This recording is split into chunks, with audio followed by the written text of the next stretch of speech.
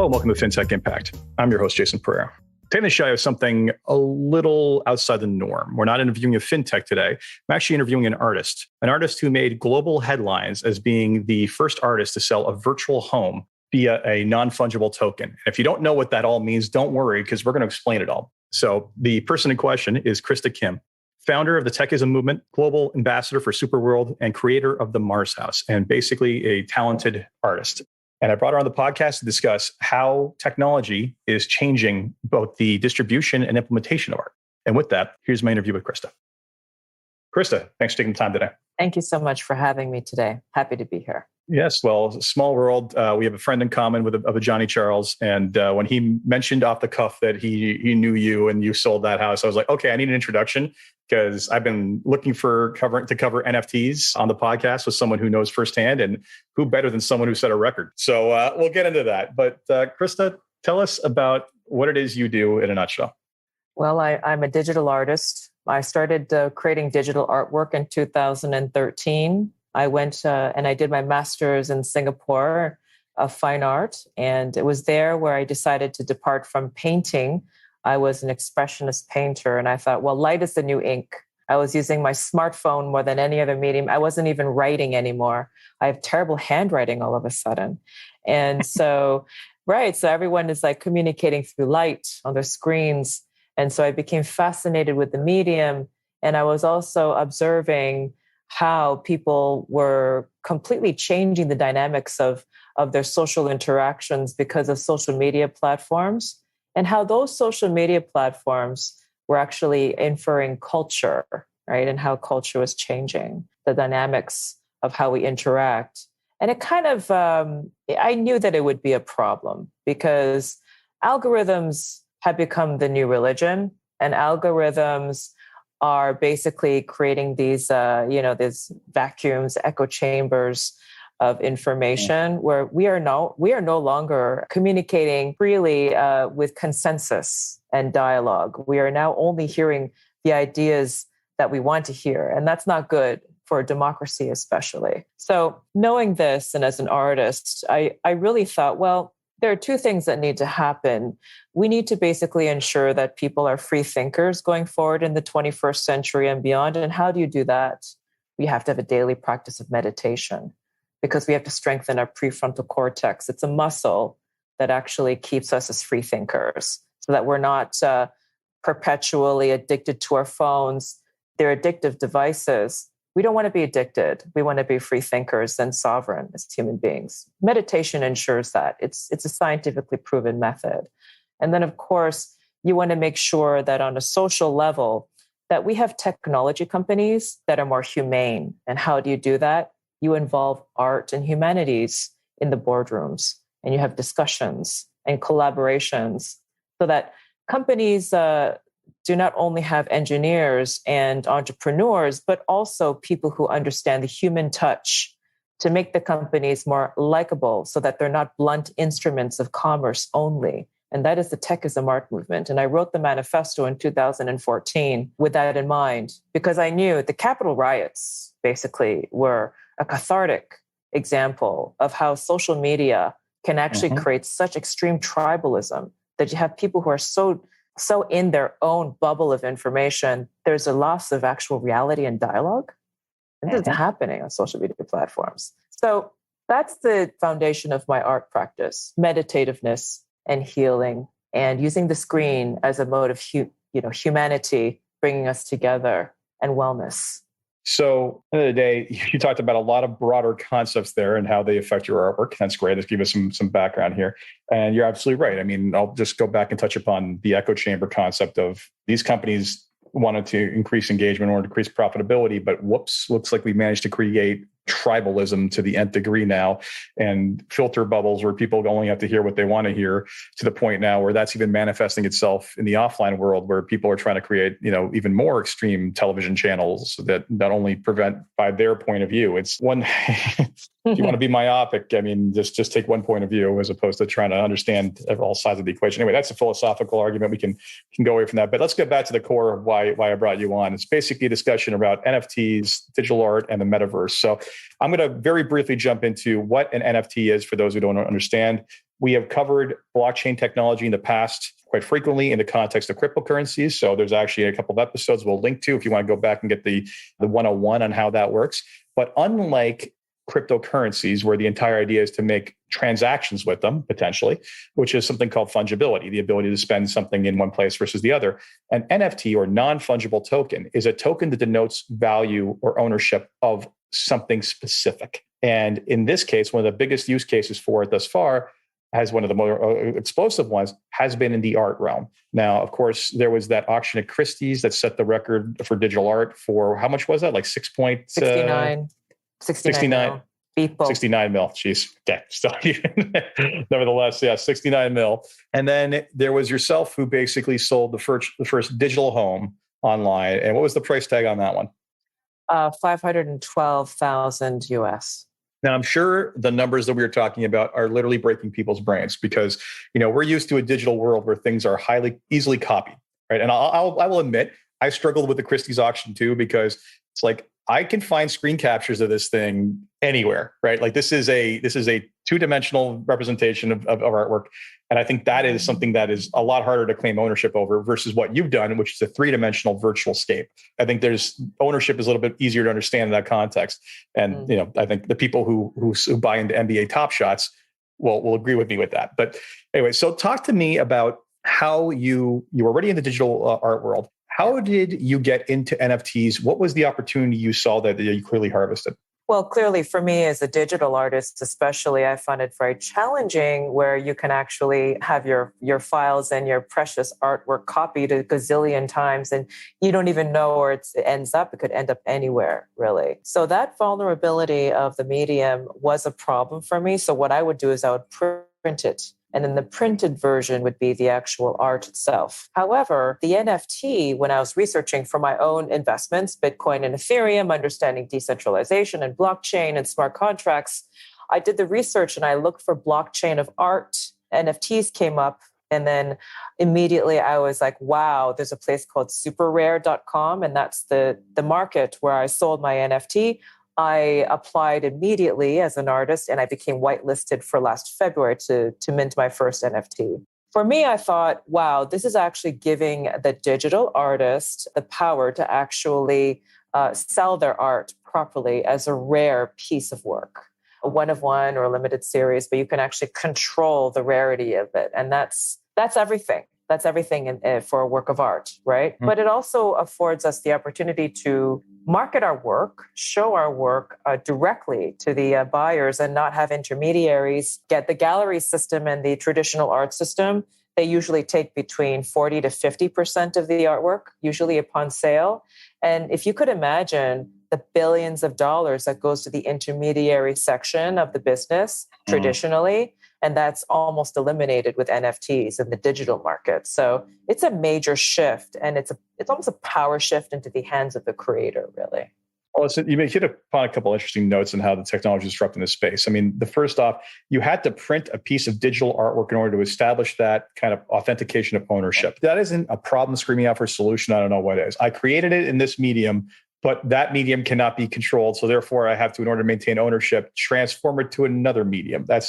Wow, that's bizarre. It's another expression of the medium. It means, yeah. Fair enough. I think it's just, but especially when you start talking about 3D renderings of places, it's a very limited expression, I would think. Because, I mean, you're going to print the entire 3D house and from what angles, from what, you can't get. No, you can't do that. Exactly, right? And then you talked about the basically getting away from the traditional distribution model, which, again, here's the corollary to fintech as well, is that basically the traditional distribution required large-scale bricks and mortar and physical presence to actually operate, right? Whereas the digital world is one that is basically omnipresent and easily accessible with very low friction costs. So what we're seeing is just, again, another technology, and especially internet technology, basically starting to apply itself to yet another medium or another vertical of an industry, which is artwork. And we've seen a couple of other interesting examples, and we can share our opinions on this. I mean, Charlie Bit My Finger, that video just got pulled off of YouTube because that sold for, I think, $60,000 or something like that.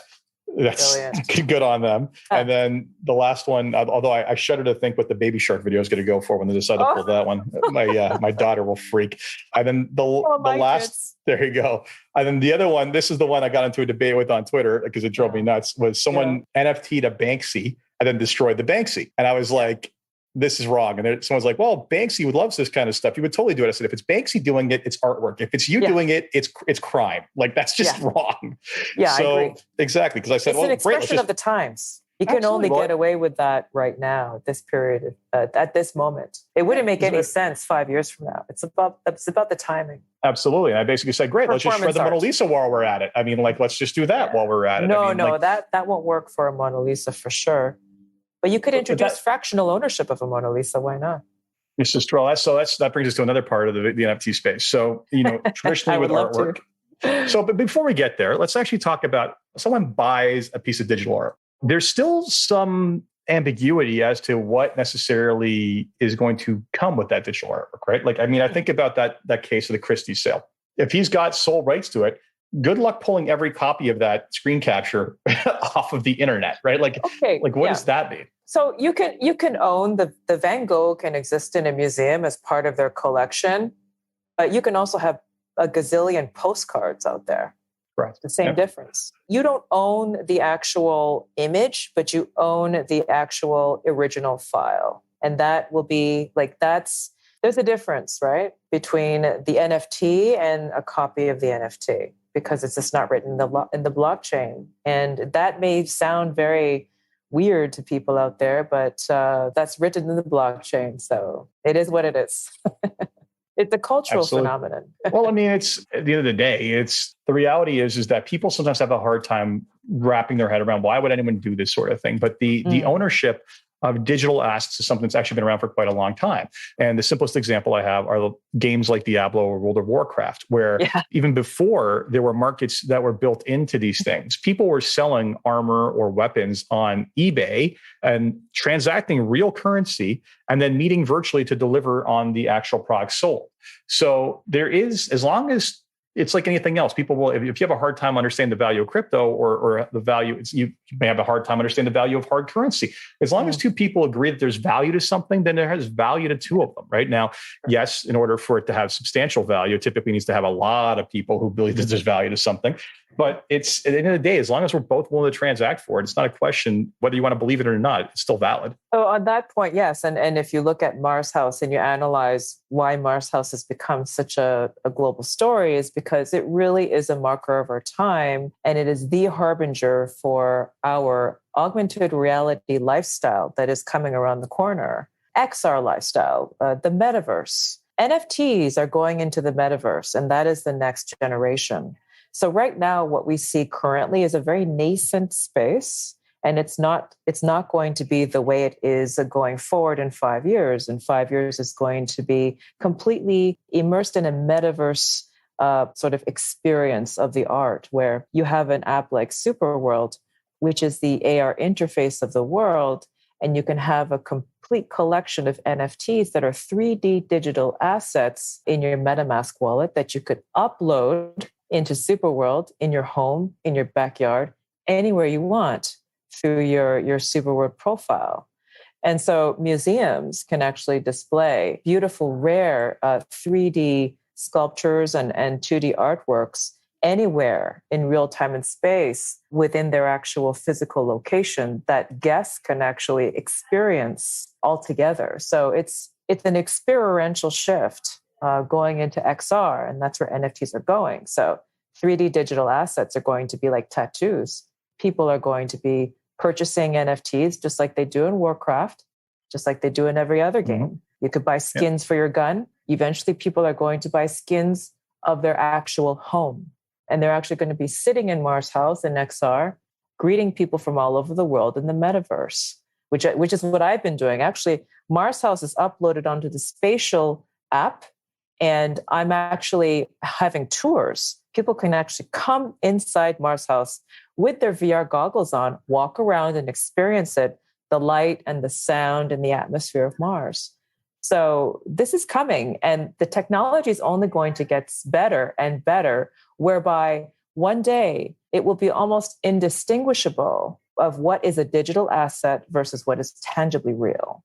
Yeah, it's, for lack of a better term, going down the rabbit hole into the matrix. The reality is that, and for those of you who aren't following around with the concept of the metaverse, like this is just a context of a virtual world where you can basically exist within that world. And Quantum lifestyle. Quantum lifestyle. Yeah. So anyone who's ever, if you ever, think of it this way, it's like, it is like the Matrix, whether it's with VR or not, or you in a video game walking around a 3D landscape, those are worlds and universes onto themselves. And if you think this is a ridiculous concept, keep in mind that Roblox just IPO'd, which is one of the bigger metaverse games, and is worth $53 billion.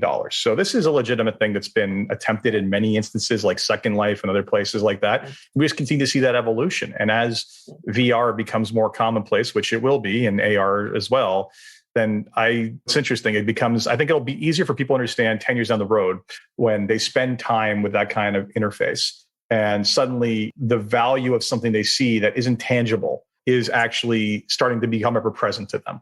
Right. And that'll happen. I think some of that will happen with just like software applications, right? Like the ability, if Google basically comes up with the version of whatever app that is, I have to subscribe to separately only, but separately for it to be in a 3D representation, then I will come to see the value of that 3D representation of it, as opposed to just the desktop representation of it. I think, software will cross that bridge first, but then it's like, I'm spending all this, and I'll take a quick story here. Like the people working on HoloLens at Microsoft, they basically tend to work without monitors because the HoloLens is the monitor. Right. And exactly. So if you're looking at your desk and you see these virtual screens and everything else, and maybe you want the little drinking bird on the corner of your desk, right?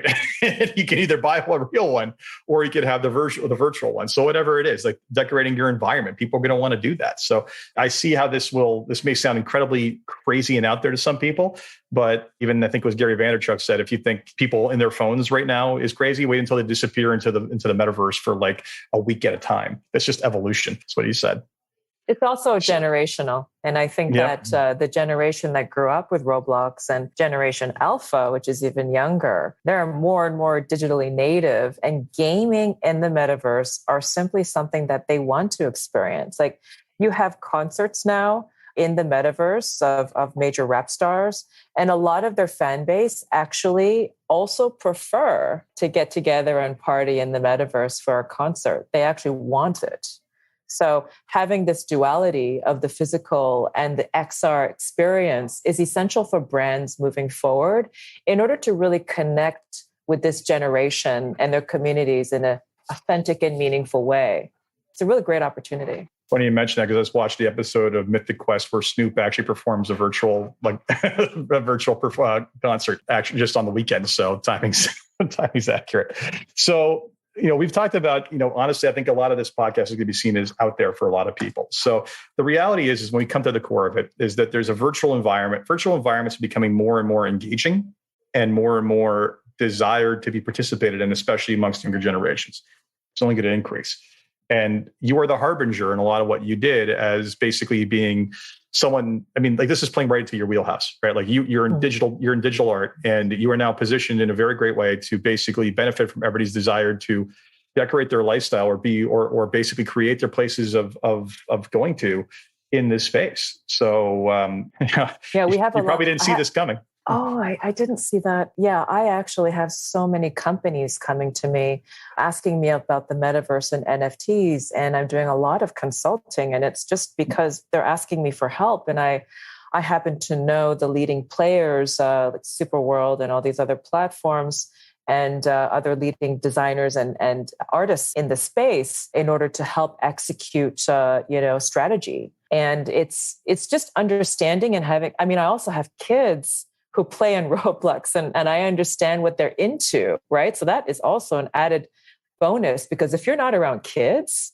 then you don't understand it at all, right? There's no connection to the metaverse at all. But yeah, it's really amazing. I had no idea that it would become, I had no idea that I would be approached by Superworld to become the global ambassador. Rish contacted me, and he really wanted to engage and work with me and really help to create this platform, because our mission is to create a better world with augmented reality, not a parasitic data surveillance platform for governments and companies. No, we're not going down that path. So it's been episodes where I talked about that in the past too. So before we go any further on that, talk to me about Superworld, because they keep on coming up. How are they different than other metaversal games that we've seen before? So we are decentralized. Okay. And we actually promote the democratization of ownership of the world. And we actually want people to monetize from the activity on their plots of land that they own, because we're selling virtual plots of land that are basically mapped geographically onto the real world.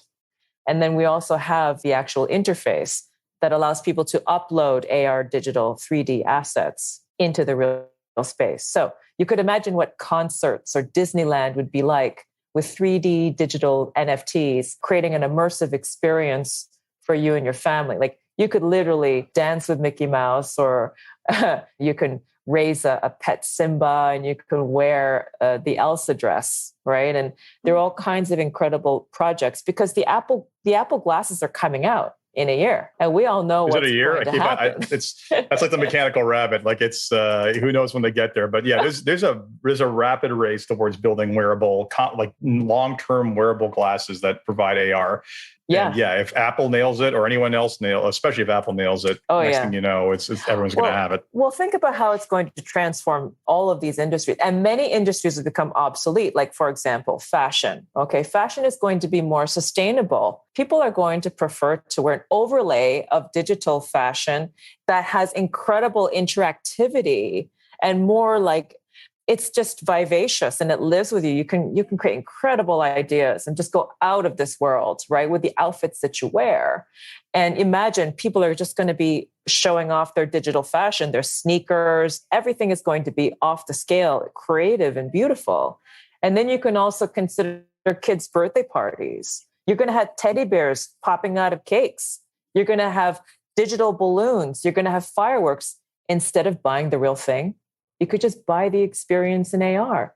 It's more sustainable. You're not creating waste. You're not buying junk at the dollar store for 2 hours of fun. So many people are making so many wasteful decisions for these events that can easily be a solvable, beautiful, more amazing experience in AR. Yep. And for those of you who've never done this, there are countless AR apps out there to play around with. And if you think it's just it's not that interesting, give it to your kids. Okay. Like my kids have played with countless little AR avatars in the past. Like, there's the current Marvel one where my son gets to basically have the Captain America shield tied to his arm, and he gets to move it around and see that happen on a video afterwards. Or even, what was the one? Google actually, I think, did they still do it? Let me just see here. Lion. There was a point where if you looked up certain animals, one of the options that you would be given would be to create a AR representation of that lion. So my kids have pictures next to all kinds of animals that have never been in our house. And my son, at one point, he had a pet dragon, a virtual pet, basically that's brilliant. Yeah. Basically like a virtual Tamagotchi pet, for those of us who remember the stupid little keychains back in the day where you had to feed the pet. But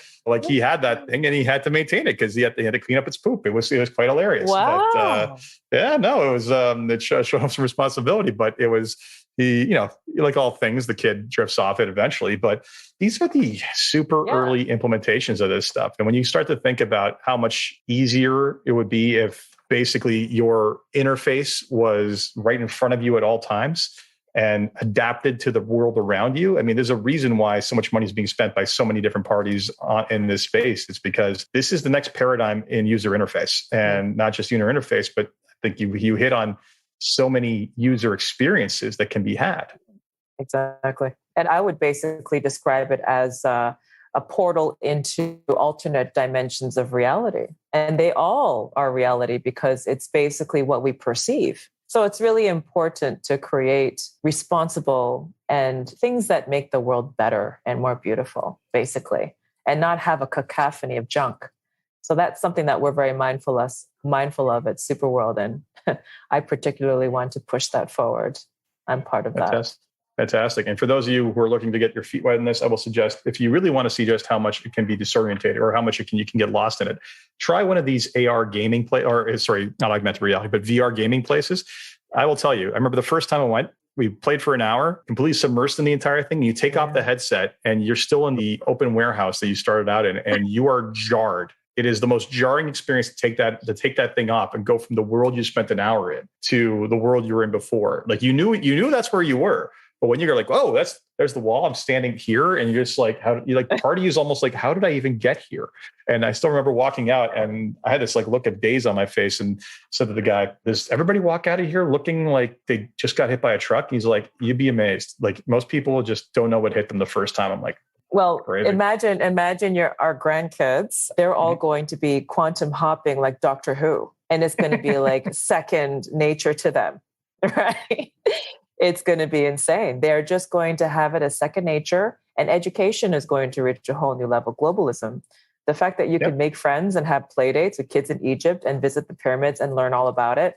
That's the future of education and travel. Even you could jump and sort of just your avatar can be there, and you can have your VR set, and you could be with kids that are in Egypt, and they can actually teach you about their culture and everything. That's a beautiful future. And that's something that I envision will be a wonderful transcendent evolution of global humanity, in fact. I think the education aspect is incredibly valuable, because I've already seen some early tests where they've done like lunar landing site virtual reality, right? Mars. Yeah, so like, exactly, right? So the ability, it's one thing to tell someone about something or about a historical event or about a historical place, something else to be able to show them what it would have looked like back then, and for them to freely walk around it potentially. So, that to me, the educational aspects of it are just super, super interesting to me. But this is probably one of the more out there podcasts I've had for most people to listen to. So I hope they enjoyed it, because we were talking about a lot of very abstract concepts, but digital are abstract concepts. But more importantly, I think the core of the reason I brought you on was, again, you're part of digital history now. Like you facilitated a transaction in a digital realm, like of something that's never been done before in quite that way. And that is something we're just going to see more and more of. And I think one of the things that excited me about blockchain technology early on was the ability to have basically almost infinitely divisible ownership of something. So you can fractionalize anything. Just think about the lifestyle applications for that. About if you, instead of reverse mortgaging your house, you could just basically sell off fractions of it if you chose to, and not have the debt. Amazing. Right? Exactly. Stuff like that, or you can have even the pain in the butt of having to have a set number of dollars to buy a share of a company that no longer has to be a thing. It could be like, oh, you get 50 cents. Well, here's your fractional share of that 50 cents of the company, right? Okay. So countless ways that this can be facilitated. And what you've done is another kind of extension of that potential. Thank you. Well, I'm glad I found a collector who actually, because I knew that I had something very special, but I was launching this NFT on a platform that has its own parameters, its own system, which is selling 2D artworks or videos. And that was the art, right? But I'm selling a metaverse home that you experience the next star. So I didn't know if there would be a collector that would actually understand or get it. But luckily in the community, we have a lot of visionaries and futurists. And Art on Internet is a consortium of collectors, and they are investing in art of the future. So thank God I was able to connect with them on Super Rare. I mean, this would never have happened if it weren't an NFT and I weren't on this platform. So it's incredible. There's a lot of innovation that will happen as a result. Agreed. I mean, honestly, I try to imagine, again, never happened. Turn the clock back 10 years and this would never have been a thing. So totally. Yeah, it's incredible. You can't rely on the traditional art system to actually facilitate any sort of innovation, because even they are against the NFT movement. There's a lot of hate in the old system. And, they're trying to dismiss NFTs as a fad or a trend. But really, you could, as you mentioned, you can create fractional ownership of old masters paintings in the museums that are losing their business and almost going bankrupt because they have to sell their collections. Fractional ownership, right? Fractional ownership of museums. I mean, NFTs are not just art. NFT is a technology in many, many use cases. Well, as Upton Sinclair once said, it's difficult for a man to understand something when his salary depends on not understanding it. So, that is, yes, exactly. So I think the challenge there is that, it's a very lucrative, very friction heavy existing marketplace. Like you said, gatekeepers who give you wall space or don't give you wall space. But frankly, what I don't understand, I hate, is the simple fact that you're a medium that does not speak to their traditional distribution. Yeah. So the reality is that, frankly, why are they threatened by something that they couldn't sell in the first place? Or is it just, the envy of the fact that they couldn't sell it in the first place? It's not everyone. So I'm actually collaborating. I'm open to collaboration. I'm not a maximalist by any means. I'm very open. And I think that there is room for curation. There's the room for agents to come in and actually help artists because we can't do everything. So I'm collaborating with, for example, in Toronto, I'm going to have a show at the Tagliatella Gallery in September. I'm also doing a large public art installation end of August 20th to 22nd. So we're going to have this in tandem show.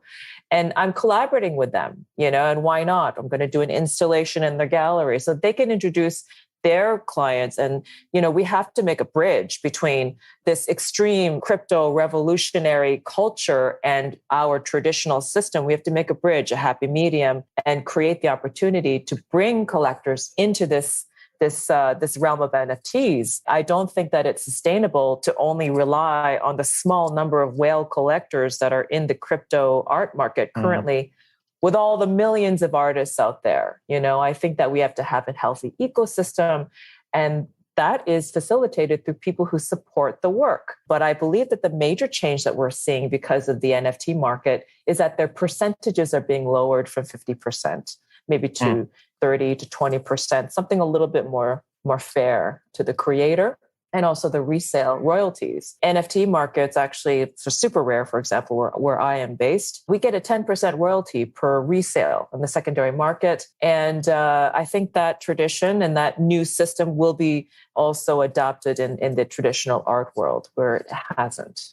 So before we wrap up, there's 3 questions I ask everybody. I think your answers might be more creative than most of the ones I get. So let's see. So first question is, if you had one wish for something to change in your industry as the world as a whole, what would it be? I want the world to be absolutely decentralized. That's what I want. I want decentralization. And I know that we're getting there. And I know that right now, this is one of the movements and shifts that we are actually experiencing. It's a cultural paradigm shift. Globally, that's actually starting in the financial markets, DeFi and cryptocurrencies. I think that it's going to be actually something that we experience culturally, decentralization of politics, of government, everything on a trustless-based system. I think that it's better to have a trustless-based system where we can have efficiency and not worry about getting cheated and not have to invest money in defending ourselves, but rather creation and co-creation and collaboration. That's what makes our civilization better. That was a very different answer than I normally hear.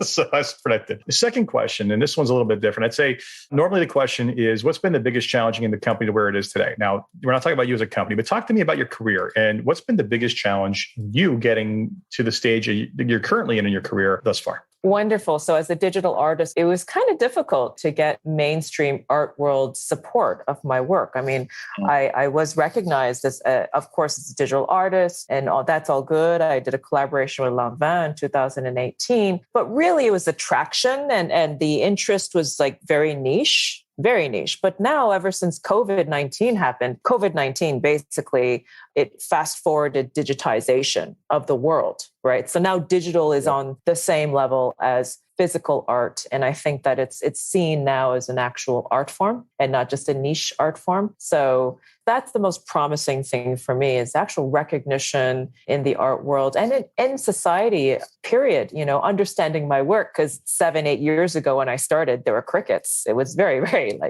I had a few collectors count in my hand, but now it's much, much more engagement and interest in digital, which is really amazing. Well, you picked a frontier sector, so it's not surprising that it takes a while to gain some steam there. So, yeah, I can't help it.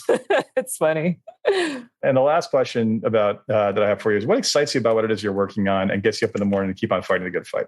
Yeah, because I really believe that right now we're truly in the greatest disruptive period of human history because we are experiencing greatest disruption. And that means that all of the systems of the past, the way they used to operate, I think they're all being disrupted and changed, digitized. I think that decentralization is stepping in. There's going to be great disruption, huge. And so we have an opportunity to create something new out of the old. It's a blank canvas, if you will. And as artists, Artists are the ones that can create a vision of the future, something that doesn't already exist, create something new. We're not repeating from the past, right? So I think it's a wonderful opportunity for artists to create a better world, right? And I think decentralization, where you have the greatest shift of wealth ever in human history, power to the people, I think it's a positive thing, especially moving forward if you're looking at the strength of the economy. And of course, you have sustainability and political accountability. You want the world to function and to move forward with a positive vision for the future. And I think art has a major, major role in that, because we're the ones that show people a vision of the future, something to look forward to. And we need vision and leadership. So that's exciting. Excellent. Krista, thank you so much for taking the time today. Thank you so much for having me. So that was my interview with Krista Kim, and I hope you enjoyed that. And I'm sure that we talked about more abstract principles and thoughts than you've heard on this podcast in a while. But nevertheless, this is a new and emergent space. And I'm sure if you listen to this in 10 years' time, it will probably sound like, yeah, of course that was going to happen. And of course NFT is a thing. And so we'll see. But nevertheless, as always, if you enjoyed this podcast, please leave a review on iTunes, Stitcher, or wherever visit your podcast. And until next time, take care.